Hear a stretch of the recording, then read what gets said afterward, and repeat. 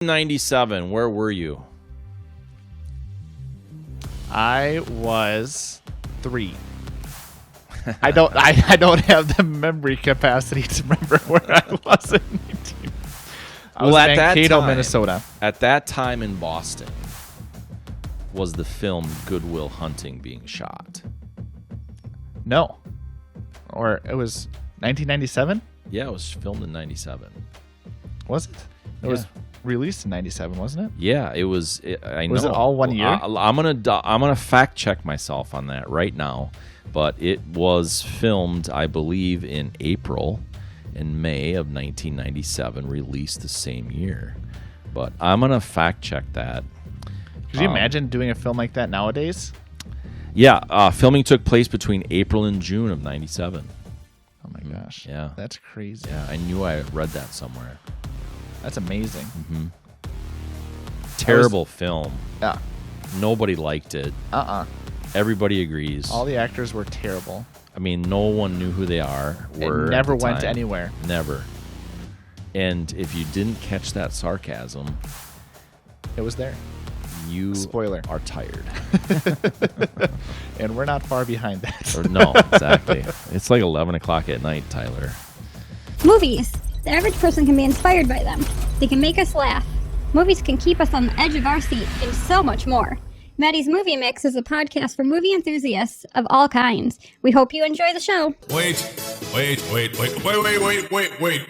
in at 100 and weighing in at 100 and Matt Logan. Yes, we both have the same problem. You.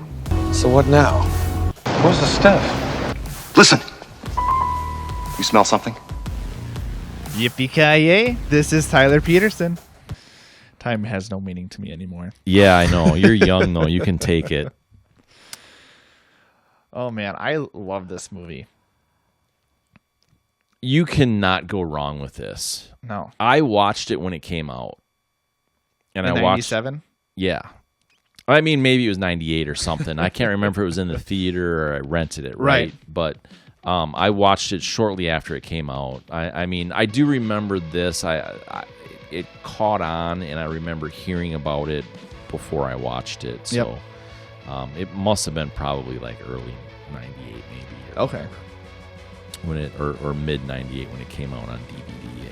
Was DVD invented back then? No, it would have been VHS. Definitely then. VHS. Yeah. Because I think my first DVD would have... It's gone in 60 seconds. I know that much. I think that was in 2001. Okay. It was my first DVD. That makes sense. Got the DVD, didn't have a DVD player. Just play Frisbee with it? Or what did you do I was just like, you know what? Seems like a good decision. That's right. Oh my gosh. And then shortly after that, miraculously, I decided to get a DVD player. That technology went nowhere. Nowhere. Well, I guess nowadays you really don't use DVDs You don't anymore. even know. So in 97, actually, it was probably the... no, I think LCD would have already petered out by then. You remember... No, you're looking at me like... you mean LSD? Oh, that's the drug? Or... No. There's this laser disc thing that came up. They were like a record size. I know what that is. You'll have to look it up. Okay. Yeah, you'll have to look it up. It's pretty funny. I'm not actually smoking anything, Tyler. Believe it or not. It's true. All right. Yeah. It's just the times, man. Yeah, no, that didn't go anywhere, but the DVDs, They got smaller. it's pretty cool. This cast, though, you're right. It's incredible. We had to look up Stellan's name. Skarsgård. Right. It's like it sounds like something out of Marvel, right? Well, it works well because he was in the movie Thor. He was. Yeah. Yeah. He was like, I got the Norwegian dress. I can play some sort of character. Yep. Saying he was a professor in that one too. He was. That's true. Yeah. All ties together. He is a good character actor. Yeah. I really enjoy him. I might have it wrong, and I don't know. I don't think I do, but Ronin was the first one that he was in that I I really like, wow, this guy's good. I really like him. I think that it's the film was good. It was really entertaining, and so I'm like, I want to see things that he's in because I think he's going to be good. And was he in The Hunt for Red October or something like that too? He's such, yeah, he's one of those actors that he is just really believable. He's very authentic. So you don't even notice it's him. Right. You know what I mean? Like, well, I remember we just did Dune last week. Yeah. And it was crazy to me because I didn't even recognize him as a character. But his performance was phenomenal. Yeah. Hunt for Red October in 1990, he did that. Yep. So. Yeah, he's been in quite a bit. I think he's... Ronin he did in 98, so that would have been the one that, I would have seen him in that I was like, I like this guy. Which was a year after this one. Mm-hmm. Yeah, I like him. And I think he's a good professor. Yeah. Yeah. It fits. It fit his role. Yeah, totally. And kind of a jerk professor. Well, super Driven. arrogant. Yeah. And there's when I was watching it, so I watched it, like I said, when it came out, early 98 probably. And for me, watching it again here was like, he's arrogant yet confident. There was that balance there. He was trying. There's part of it that it looked like he was trying not to be like, hey, I'm this brilliant mathematician. Yeah. But then there was part of it was like, hey, I am this brilliant mathematician. Yeah, it was that balance of him. We're pushing the human race. We're going forward, but I want credit for it at the same time. Yeah. That's how it felt. A little bit of a background character in the development of just like world peace. Right. Not That's literally, right. but Yeah, and I think that scene at the end, or near the end, where it's Sean and Lambo, so Stellan and Robin, having that conversation of what's the best route for Will's character. Lambo is like, we got to put him on a fast track for education and make sure he is using all the intellect that he has to progress the human race. And then you got Robin saying, no, we really should work on what are his issues for him then to reach his best potential for what he wants to accomplish and what's the best for him. Tell me more. It was interesting when you bring that up. It was interesting as I was watching it. I have this like pet peeve, I suppose one would say, of people meddling. Yeah. Right. And I know I'm guilty of it. Yep. I try not to be anymore, but I know I have been guilty of it for sure. Not necessarily on purpose, but it's there as a human being. Right. And I'm looking at this and I'm like, this guy is completely meddling in his life. Yeah. He's trying to get him to go down the path that he wants him to go down rather than, like you say, Robin Williams' character, really developing him as a person so that would actually benefit society even more. I was like, we need more of Sean in the world. Yeah, let's help people develop themselves to make the decision. Yeah, and I think we're headed down that route, but there's definitely, it's all about accomplishments and tasks and how are we moving you forward without, well, what are you wanting personally? What are your self goals? What are the things you're driven by? And so I think this movie does a good job at highlighting those two issues and how as we as humans struggle at, we want the best for people and we see their potential, so we push them, but then we don't see them as a human and see that they have things that we need to work through and be there for them emotionally as well. Yeah, I felt like when you say that, I felt like watching it, it was more of a device for humanity, and we know how to use the device more than they know how to use their own device. Yeah, so but remind me, Tyler, did Ben Affleck and Matt Damon, did they write this? Yeah. Yeah. It was. They wrote it together, and it was really, they lived together. Casey Affleck's in it too, who's Ben's brother. So they were really a tight knit group, and they were working on acting, getting everything built together. But Ben and Ben and Matt wrote this together, and they actually, for the professor's character, they really had it written generally so that when someone took the pitch, they could adapt it to whatever actor they were able, like A-list actor they were able to get to fit that role, and then adapt. And so when they were writing this, they didn't even have necessarily Robin Williams in mind. They were just hoping to get somebody to pick it up, and then somebody like a recognizable somebody, right? Sure. And so, that's kind of how it went. And then after this film, we also just did The Last Duel. Mm-hmm. They haven't written anything together since that film, or they haven't written anything together. The next one they would do is The Last Duel. Okay. The next one they would write together. So they I thought they had their hand in like Dogma or something together, but no. I think. But potentially. Maybe that. But I know it was a long time since they worked together in writing, at least. And I suppose. Yeah. Okay. And interestingly enough, Matt Damon, when he writes, it was interesting because he really likes this director, Gus Van Sant. Yeah. Because he's Matt Damon's written 4, and 3 out of the 4 he's been the director. The exception being, again, The Last Duel that we just reviewed. So it's very interesting, kind of the history, and a lot of these characters were still. Specifically Matt and Ben, they really were unrecognized. Robin was really starting to gain his traction, but he still wasn't huge yet, from my understanding. And Stellan Skarsgård is another one that he's a phenomenal actor, but I think he goes underappreciated a lot of films. Yeah, because he's just there. Yeah. Totally. And now, time for a quick break from the podcast. Yeah. And now, back to the episode with your host, Matt Logan. Did you look up what the budget was of this film? I didn't. Okay. But they struggled to get the money. Yeah. They got $10 million to do this film.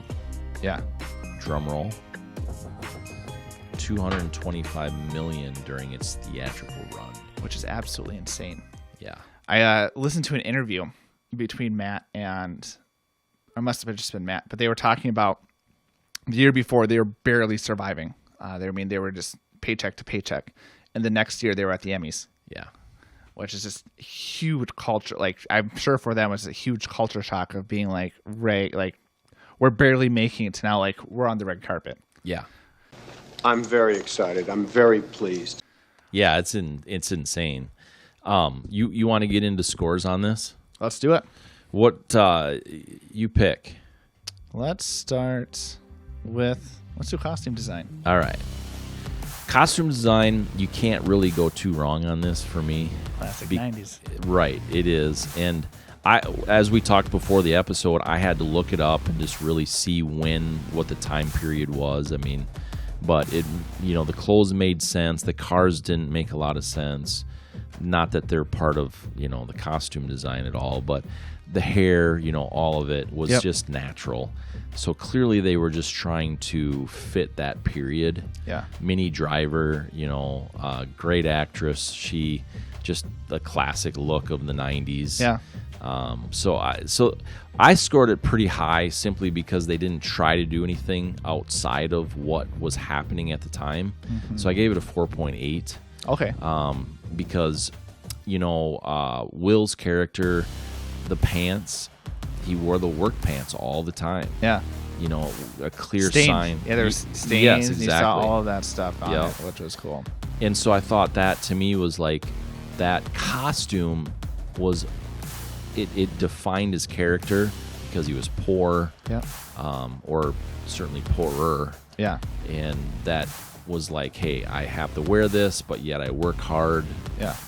And so that was like, that's dynamite. I like when that happens. Yeah. As I talk about on almost every freaking podcast with costume design, red dress, like in The Matrix, that just stands out. You didn't need it in this film to me. Robin Williams would have looked good in the red dress. there's that. Just kidding. And now a quick break from the podcast because listening sometimes just gets draining, just like water drains down a sink. Okay. But the one thing that I will say that did stand out was Stellan's character, the professor. Yep. Had the scarf. Yes. Everything he wore had the scarf. Yeah, I noted that on mine as well. Okay. And so that to me was like, yep, there's my red dress. It's like noticeable every scene. Yes, it was. Yeah. And yeah, I liked it because he was a professor and he was an astute professor where you wanted to be like, I'm top dog or I am higher up. And so I like the scarf for that reason. I like Sean's character. He was still dressed up, but he was definitely more laid back in his apparel. He was teaching at a community college, and he seemed really comfortable in what he was wearing. His skin, which is also fits well with his character. And then, like you had said, with Will's character and then also his friends, they were all wearing the same clothes because they were all in the same social setting. So I gave it a 4.5. I thought it was really good. Again, like you said, it didn't need a red dress because it was just a group of people, and it would have been weird if someone was out in a clown outfit or something like that. But, right. So I really enjoyed it, and they did a great job with the costume design. Yeah, totally did. I agree. I want to talk about music because you enjoy music so well. So let's score the score. Score the score. Do you know who the composer is in this one? Did you look it up? I didn't look it up, and you know why? Why is that? Because I know you would. Just gonna be honest. Music is super important to me. I don't want to make it sound like it's not important. Right. So, but if someone else is gonna do the heavy lifting, I mean, come on. I'm human. No, I do look up sometimes who it is because I'm interested. Music is important to me, but yeah, I don't know who it is. He did Nightmare Before Christmas. Really? Yeah, he did like the original Batman song, which from the from Michael Keaton's or the 60s? Michael Keaton. Well, yeah, not Mike. Sorry, Michael Keaton. Yeah, in those films. So it was Danny Elfman. Oh, sure. Yeah. Surprise! He's done a lot of stuff. He's done a ton. Yeah, TV too, I think. Yep. Right? He has a wide skill set. Sure. And again, I mean, Nightmare Before Christmas. Yep. Very iconic soundtrack. Batman, very iconic. All of those scores fit very well with the film. And I thought, again, he did a fantastic job of doing something. I mean, I listen to those songs. They're completely different. This one, the sound was very mystical and full of wonder, where it seemed like you had like longer strokes, whole notes, as like when he was filling out the math equations and stuff like that, which I really enjoyed because this movie to me is about that concept of exploring your skills. And so I gave it a 4.3. I liked the wispy piano noises that brought the scenes closer and deeper.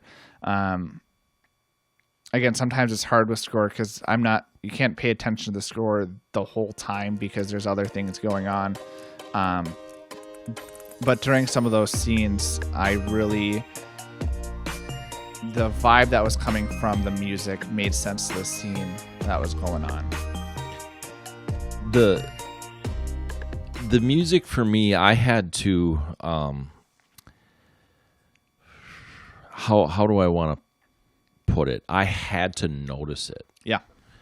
And I sort of like that and I sort of don't like it. Right. So like there are scenes I think they should have notched up the decibels a bit, like when he, like the chalkboard and some of that. I think they should have just ratcheted the volume itself up. Yep. So because of some of those things, I gave it a 4.1. I believe it. So there's some movies, Star Wars, I mean, some of them, like, the whole thing just goes together. The epics. Right. Yeah, it just goes together. Yeah.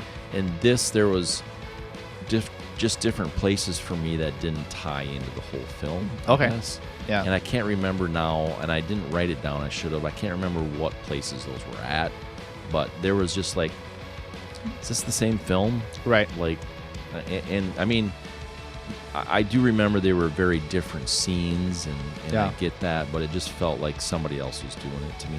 Okay. A couple places I don't remember. Again, I didn't write it down foolishly, but always have to have the pen on hand. I know, right? Exactly. I get caught up in I want to enjoy it too. Yeah. And so I get kind of caught up in that, like that balance. The score is hard. I think really hard to, especially if it's not an epic where the score is very essential to the film of enticing you, making those grand scenes. This film was not an epic by any means. It was about relationships, and so the music was definitely not grand. Like it was not loud. So it's hard to then pay attention to it at times because you're focused on the narrative. Yeah. It wasn't bad, obviously. I mean, it was a 4-1 for me, but I'm just saying that some of those were just a little bit. Yeah. Yeah, and I'm not a musician. I appreciate listening, and I'm not a musician, so I'd probably understand it a little bit better if I had more like music background, I guess. Yeah. Or training. I played the tuba, so that's right. I didn't do anything fancy because I just played the whole notes. But you have an understanding. Yeah. Whereas I don't. Yeah, and I have way too many playlists of Hans Zimmer and Danny Elfman, and I do soundtrack music from video games. So I listen. It's phenomenal. Yeah. I enjoy it a lot. Yeah. What's next? What's next? Let's do filming locations. Okay. Set in Boston. It felt like a college town in those scenes where, they had the college bar and they had the scenes of, him being a janitor going into... which was MIT. MIT. Mm-hmm. See, I had no aspirations of being a technical man. So I've heard of MIT, but I had to research to figure out what college this was. Sure. And then, so I liked that MIT, you felt it was a more pristine college. The hallways were cleaner. There weren't, the lockers were not super, they fit into the hallways, and even like, so I really enjoyed that. And then you would go to Sean's where he was at a community college. It seemed a little bit more run down. I felt there was more personality there too. Yeah. That's just my personal taste. And then you got, one of the boonies where Will and his friends' characters live. And so I thought they did a good job of establishing different classes at those filming locations to understand the background of the character and kind of their personality, because they fit into where their locations were at. And so I gave it a 4.4. I really enjoyed it. Nothing really against it out. I liked the scene where it's Sean and Will talking around the pond. Felt like it's very simple, and I enjoyed that with what was going on. Sean actually did the talking, I think. He did. Will was just there. Yeah, listening. Which I thought was really good. Yeah. I thought that was good because up to that point, he had done the talking. Like, he controlled conversations, Will's character. Yeah. And that he just sat there and like just listened. Yeah. 100%. I thought that was a great scene. Yeah, I thought it was cool because obviously the only scene they had together previous to that was Will making fun, or not making fun, but like trying to like mess with Sean's character. Right. Like, oh, this is what the painting means. Yep. Your wife left you. Yep. You're insignificant. Yep. Nobody loves you. And then, Sean's character grabs him by the throat and says, you suck, shut up. You don't know me. You don't know my history. And then you get to the scene where Sean's character is really able to soak it in. Yeah. And reflects upon what he had said and why that affected him. Right. Yeah. Powerful. Yeah. So filming locations, surprise, surprise, I've been to Boston a few times, several times. So I've looked at the history of it in the past, and you could definitely see they filmed in Boston. Yeah, thought that was fantastic. That you had that real feel. Right. It wasn't something that is like, we think it's there, we're not sure though. But it was like, yep, that's Boston. It just really felt that way. Obviously, they can make things look like that location, but the feel of it, the bar, they were a couple of the bars they were in, it was like, oh yeah, that's totally a Boston thing. I think that makes sense too with Matt Damon and Ben Affleck, because they were from Boston, and that's where a lot of their experiences were from. So even with the $10 million budget, it's not like they had the money to build huge sets, so they just drew off of the experiences that they had and the locations that they were familiar with and able to get from those locations. Yeah. So that made my score a 4.5 with the addition of the college. I mean, that definitely was that college feel. Yeah. They had the dorm or whatever that was in a couple of scenes was like, yeah, that's really believable. Some of those things. And then, of course, where Will lived was very believable at his economic status and things. So, 4.5 on that just is because it was natural. Yeah. Yeah. I agree. Actor chemistry. Can we do that? Let's do it. I thought there was a lot of chemistry in this film. All the characters seem to work together very well. I liked the dynamic between Lambeau and Sean, of that they're friends, but they took different routes, and specifically Lambeau's character held on to things that he was like, you could have been so much more. But Sean's character is like, I'm very content working with Will now. I realize there's some things I can grow on, but I don't regret anything that I've done. Right. I'm happy I went for the girl, and I'm happy I went through that pain because it was worth it. And Lambeau just not getting that, really feeling the relationship throughout the film through Will's character. And the connection between Will and Ben Affleck, I really enjoyed that relationship.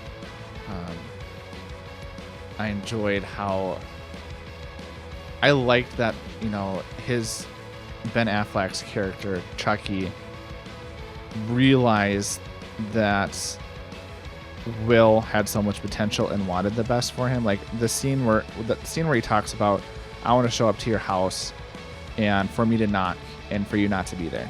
Yeah. Like, I think of my friendships of how many times do I get prideful and be like, I want the best for you, but I still want you to be here. Yeah. Yeah. So again, a lot of the relationships, Will and Kristen's, I thought it was very authentic in the sense that obviously Will's character had deep hurt of his past. And so when he started getting close to Kristen's character, being like, would you move to California with me? And that abandonment issue, because she was going to Stanford. Yeah. And so what does Will do? Pushes away and completely pushes away. Who do you think you are? What do you think her relationship is? And then she's like, just tell me you love me. And he's like, no, I'm not going to commit to that. Right. And then being able to work through that where they can, they leave it up in the air where he's driving. But you assume it. Yeah. So I thought the actor chemistry was phenomenal. There was not really any character that was like, I didn't like Lambeau, but I understand his motives and what he was doing. And I didn't like him, but his character was very intriguing and believable. So I gave actor chemistry a 4.8. I really did enjoy it overall, and there's very few of the relationships I was like, well, it should have been a little bit different. Yeah. The actors, as young as they were, as we look at them today, obviously, I mean, at that point they've aged a little bit since. Right. At that point in their career, they were new. Mm-hmm. But as young and new as they were, newish, wow. It was they spent time on this, and you could see that. incredible.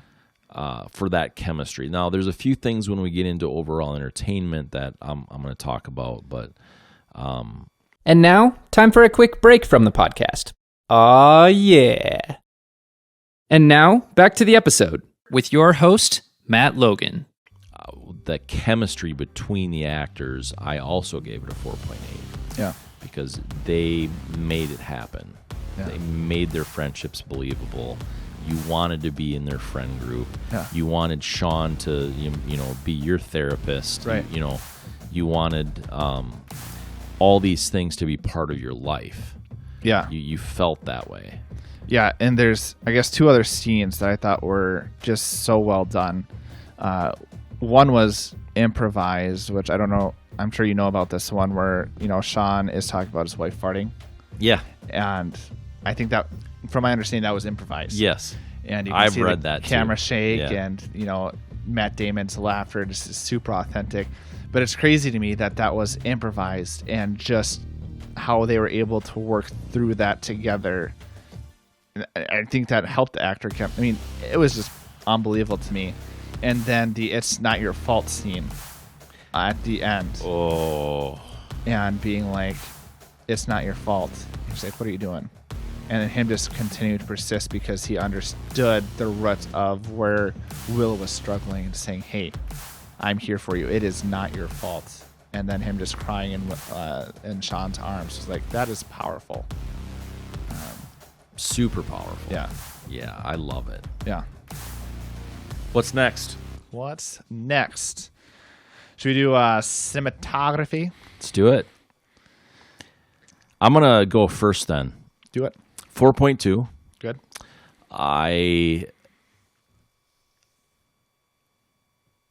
The way they captured things, they definitely made it believable. Mm-hmm.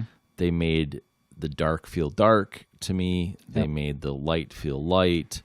It would just those emotions were in there that was captured on film by how it looked. Yeah, and they did a good job at, again, looking at the bench scene. They were on Sean's face, for a good chunk of time. But I'm so happy they did that because the emotion that they captured through that story was phenomenal. And if they would have cut back and whatnot, it would have taken away from the scene. Yes. Really smart editing there. Yeah. What'd you give it? I gave it a 4.2. I liked also. We've two of them now. I know. This one. There's a connection on this one. Jeez. I also, a scene that I thought was really funny was the hypnotist therapist. Again, I like the music on that one too because it was very mystical. Yeah. And that's what they were going for, is because it was this hypnotist and like Sean's going deeper and deeper, and then for it just to be him going into song afterwards, telling the story. And I know that was really a good scene. And I thought it was shot well. Yes. They went to the therapist and slowly zoomed in. They went into Will's character and slowly zoomed in. And then they went to Lambo's character and the other people. And they were like, oh, this could be working. Yep, we're getting through. We're getting through. Boom. I forget, what song does he sing? I forget too, but yeah, it was really funny. Very applicable song. And he was just having Will's character was just having the time of his life. So. Totally wanting to be in control at all points, and he showed them that he's like, even in this supposed hypnotism, I'm in charge. Well, and he reads the books on that. Right. When he goes, knows who he's going into, because that first guy, he was like, yeah, I've read all your stuff. Yep. And then he goes in deep conversation of like, oh yeah, this is your theories, this is what you're talking about. Right. Oh, very good, very good. And so, yeah, it was something else. And yeah, Matt Damon did a great job at portraying that savant of like, I understand a lot of things, but then emotionally dissonant. Yeah. Overall entertainment. I want to talk about that a little bit. Obviously, they, South Boston, so they had to do the accent thing. Yep. That took away from the entertainment for me because it was super inconsistent. Yeah. There were scenes it didn't exist almost. Yeah. And then there were scenes like very thick. Wait, what? Yeah. And so that to me takes away from overall entertainment. It's like if I'm distracted by those things, it's not as entertaining. Right. So that brought it down to a 3.7. Okay. Even though I was very entertained, Yeah. some of those things that are distracting, I just can't get past. Yeah. I'm not sure I should, I'm not sure I shouldn't, but I can't get past it. It is what it is. It is what it is for sure. And now, a quick break. And it's not a Kit Kat, sorry. And now, back to the episode with your host, Matt Logan. Yeah, I gave it a 4.1. I thought it gave very interesting characters, or the story provided very interesting characters that I really did want to learn more about each character. Clearly, Sean and Lambo had a history that brought them to where they were.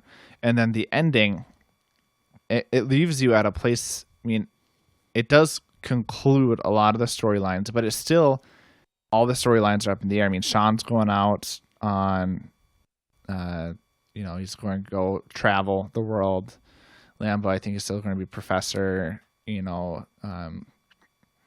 So, again, I really liked those characters and that they seemed very authentic, and they didn't have complete conclusions to all the characters.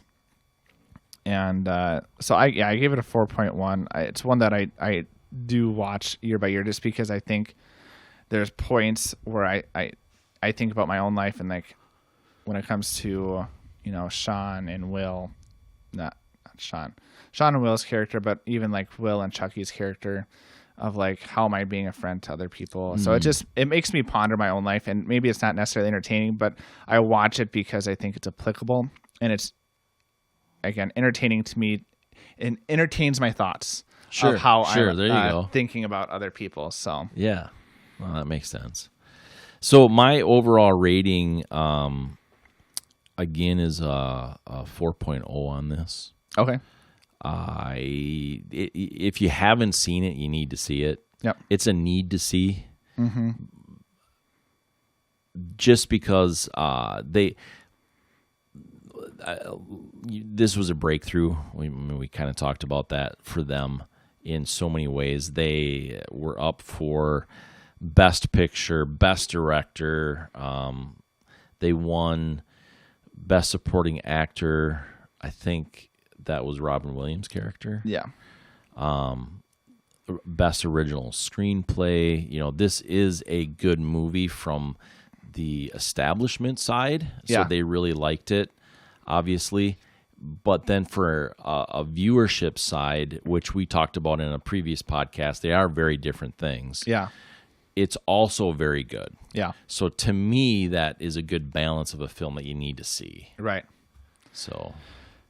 yeah, I gave it a 4.4. I thought the film had clear direction of the story that it wanted to tell, and it told it, and it was very satisfying to see play out. And again, the movie had a lot of characters that felt very authentic.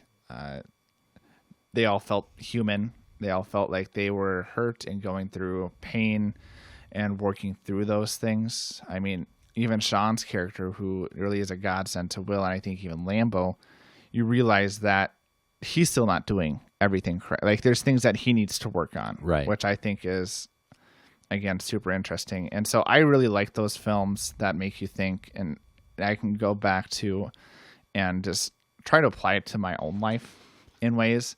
So I gave it 4.4 just because of that, and it's one that I can watch again and again and still relate to my own life on it. Yeah. No, that that makes a lot of sense. I wouldn't disagree with any of that. I think that it's important that to note in this, we're pretty on the same page, I guess. Yeah. Which we're slightly off on a couple things, but that's pretty incredible. Yeah. This many items were like pretty close to each other. Yeah. Being very much two generations. Right. This, and I think that is a sign of a phenomenal, fantastic, incredible, unbelievable film for everybody, any generation. Couldn't say any better. Yeah. I want to say this too. I put this down that in 2014 it was ranked at number 53 on the Hollywood Reporter's 100 favorite films list. It's pretty good. Great. That is impressive. Yeah. I would have to look at the list and see what else is. I know how it ranks compared to what other things do they have on?